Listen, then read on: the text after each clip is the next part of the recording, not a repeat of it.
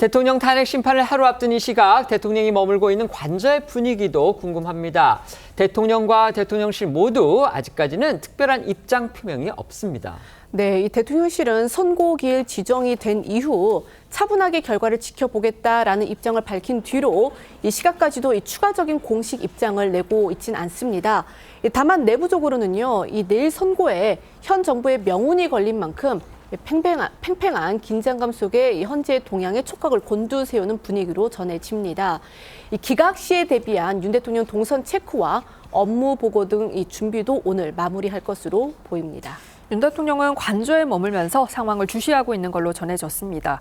그리고 가장 주목이 되고 있는 직접 출석 여부와 관련해서는 방금 전 이 대통령 측 대리인단이 윤 대통령은 심판정에 출석하지 않기로 결정했다는 입장을 밝혔는데요. 이 대리인단은 혼잡이 우려되는 상황에서 질서 유지와 또 대통령 경호 문제를 종합적으로 고려했다고 밝혔습니다.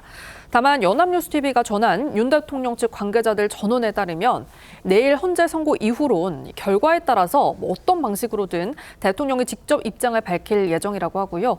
이에 따라 관련 문구들을 작성, 수정하면서 오늘 최종 검토에 분주한 시간을 보낼 걸로 보입니다. 관련해 윤 대통령의 최후 변론 발언도 다시 한번 들어보시죠. 대통령으로서 고뇌의 결단을 한 이유를 깊이 생각해 주시기 바랍니다. 또 많은 국가 기밀 정보를 다루는 대통령으로서 재판관님들께 모두 설명드릴 수 없는 부분에까지 재판관님들의 지혜와 해안이 미칠 것이라 믿습니다. 방금 전 윤석열 대통령 변호인단이 내일 대통령이 심판정에 나오지 않을 것이다 이렇게 발표를 했습니다. 아시다시피 윤 대통령은요, 지난 변론 과정에서는 꼬박꼬박 심판정이 나왔었죠. 그런데 정작 최종 심판일 날에는 출석하지 않기로 그렇게 결정을 했는데 이 배경 뭐라고 생각하십니까?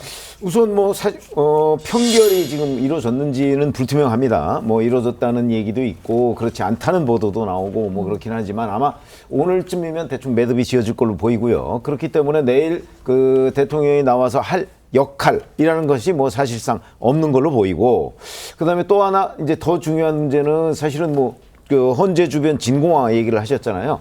그것처럼 헌재 주변에 철통 보안이 지켜지고 있는데 대통령이 만약에 출석한다고 한다면 별도의 그 보안이 필요합니다. 보안과 경호 이런 것들이 필요하죠.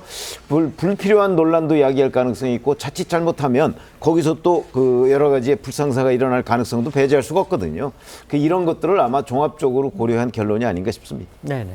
그렇죠. 말씀 주신 것처럼 사실 그동안의 변론 기일에서는 대통령이 직접 출석해서 나름의 방어권을 행사할 만한 그런 동기들이 분명히 있었습니다. 직접 이야기도 할 수 있고 이런 부분들이 있었는데 내일 선고는 말 그대로 재판관들이 결정된 결정문을 읽어나가는 선고 절차만 있을 뿐이지 사실상 피청구인인 대통령이 뭘 발언을 하거나 할 수 있는 절차가 아니거든요. 그렇기 때문에 이 선고 자체에 또 무게감을 생각해 본다면 인용이 되었던 아니면 기각이 되었던 이 무게감이 엄청난 상황이고 대통령이 사실 이 선고를 받는 장면이 생중계로 국민들께 보도되는 것도 상당히 부담감으로 작용했을 가능성이 있다고 보입니다.